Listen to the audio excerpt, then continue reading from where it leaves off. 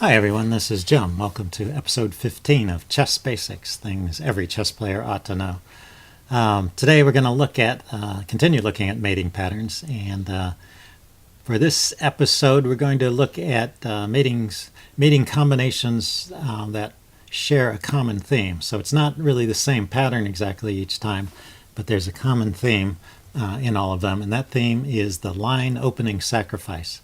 So this is when you sacrifice a whole piece just to open up a line onto your opponent's king. And these kind of combinations, they can arise in the middle game, and that's why they're kind of interesting. They really affect how you play the game, because you always have to make sure you're on guard against these kind of combinations.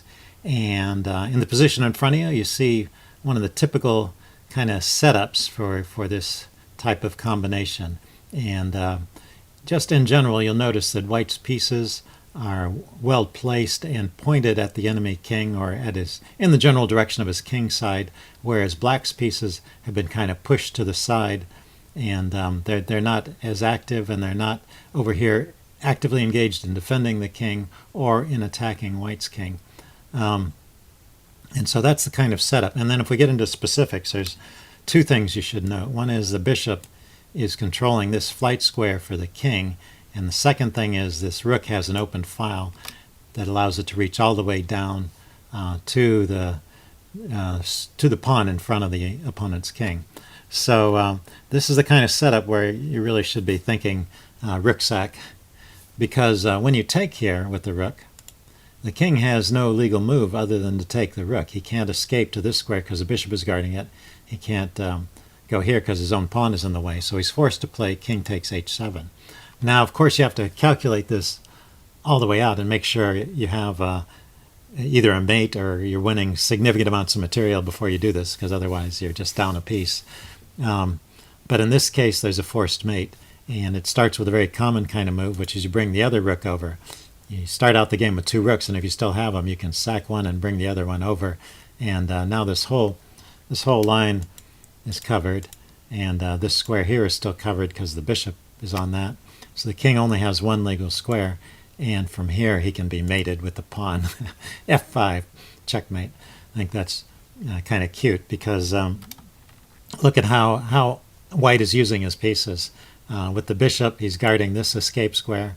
With this bishop, he's guarding this escape square.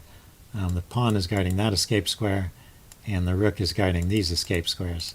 So all of his pieces are actively involved except for the knight and a few pawns. But so that's a good example of coordinating your pieces and getting them all pointed towards your enemy king. And that's maybe one of the simplest examples of a line opening sacrifice. You just take the pawn directly in front of the king, and then that opens up a line. The other rook or some other piece can come over and take advantage of that line that you just opened and deliver checkmate. So let's look at another game with a similar kind of theme. Here, what's interesting about this one, if we back up one move, if white had been aware of the impending danger, he actually has a defense here. I mean, if black had been aware of the impending danger, he has a defense here. He could have played the move rook to g7, and then he's going to be okay. The rook sack here no longer is effective because the rook can take back. But instead, he was maybe not noticing what was going on, and he played a takes b4 over here. That's attacking this knight. He was probably expecting white to just take that pawn back, and then he was going to worry about the king side. But the thing about these sacrifices is they often come with check, particularly the rook. Rook takes pawn sack when the pawn is in front of the king. That's a check. And so black is forced to respond to that. He can't run away because the rook is blocking his escape square. That's covered by the white rook. So he has to take the pawn. And then the queen takes advantage of this newly opened line onto the king. And black resigned at this point, but let's go ahead and play out the checkmate. First of all, there's only two squares the king can run to. And if he goes to g7, then this is a mate in 1. And this is a pretty pattern to know. Whenever the queen is next to the king and supported like that, the king only has two escape squares. And if both of them are blocked, whether by his own pieces or by your piece is guarding those squares. Whenever those two squares are covered in some way, then that's checkmate. The only exception is sometimes if there's a piece here that blocks the queen's view of that square, sometimes he can duck out this way. But that wouldn't work here even because of the pawns in the way.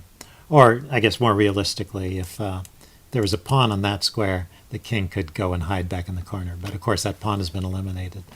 So yeah, this is an important trick to know. The queen delivering check to the king, he only has two escape squares, and if those are blocked or covered in some way, then that's mate. So let's back up, and then the other square he could try running to is this g6 square.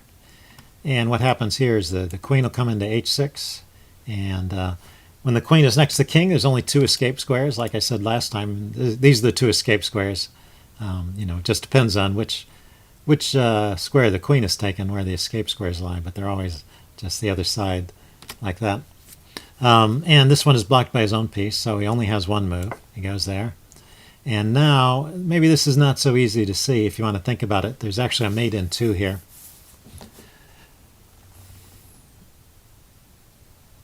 If you want to have some more time and think about it, go ahead and pause the video and consider this. It's an interesting challenge to try and find this mate in 2. It's not so obvious, I would say, but since it's a mate in 2, you have a good chance of finding it. I'm going to go ahead and show the answer now. It starts with queen to h7 check, and now the king has only one square he can go to. These are all covered. These are all defended. The knight is covering this square. That's important to notice. So the king has to go here. Well, there's one other choice. I'll show you next time.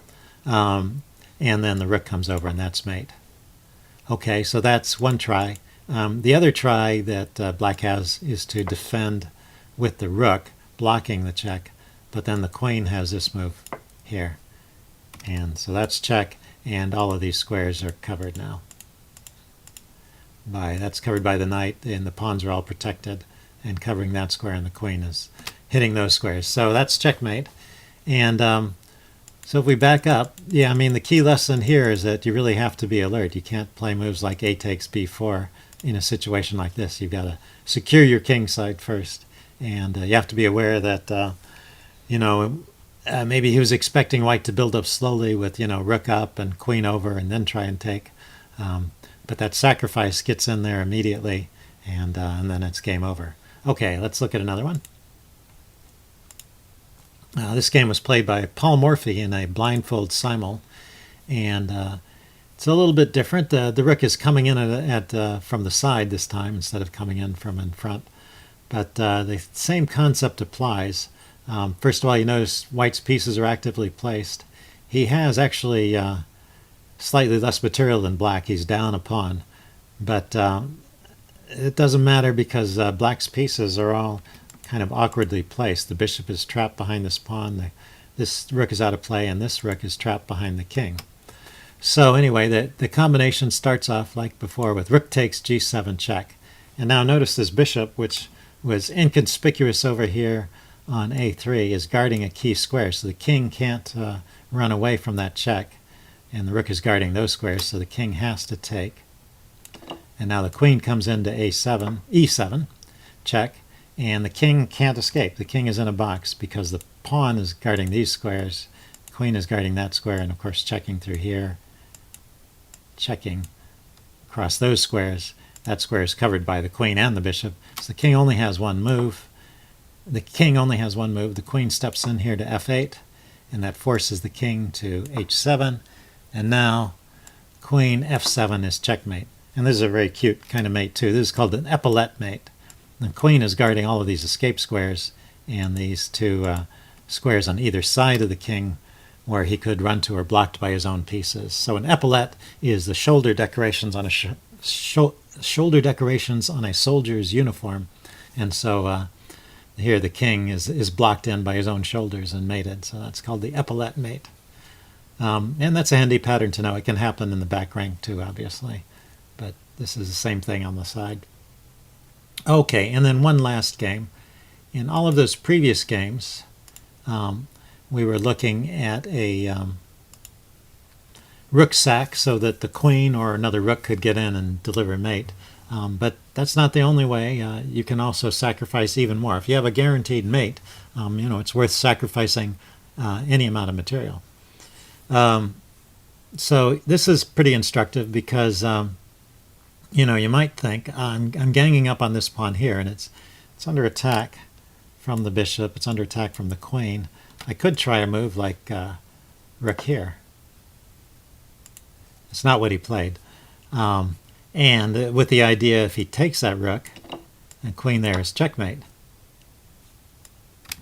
So it looks like a pretty clever. The queen is protected by the bishop, so the rook was just a kind of a decoy, getting that pawn out of the way so he could mate. And of course, if he doesn't take the rook, then it's mate here. But he does have one very strong move, and that is f5, and the queen defends here, so that's not checkmate anymore. And with these pawns in the way, the bishop has no effect. So that's not the right idea. No, you have to do something, and although it looked like a good move at first, it did not check. It did not force the king to make a reply. So the sacrifice, queen takes h7, is actually much stronger. The king has no moves other than to take the queen because his flight squares are blocked and the queen covers all these squares, so he has to take the queen. And then what this sacrifice has done is not only has it opened a file, but it has lured the king onto this diagonal, and this pawn is now pinned. So the rook can come over here, and black can't even take it, and he's in check. And of course this bishop is still here guarding all of these squares, so the king only has one move. And then rook to here is checkmate. So this is a very nice mate involving the cooperation of these two bishops and the rook.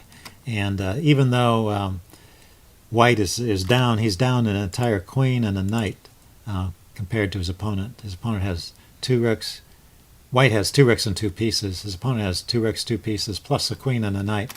But it doesn't matter because his king is trapped in the corner, and this bishop defending the rook is helping deliver mate. And of course this bishop played a critical role in the pin on that pawn. So those three pieces were what was needed to deliver this checkmate. So that's it for today's lesson. I think next time I'm going to talk about Bowden's mate, another interesting mating pattern, and that'll conclude this group of videos on the mating patterns. And see you next time. And leave any comments you have in the section below. Thanks. Bye.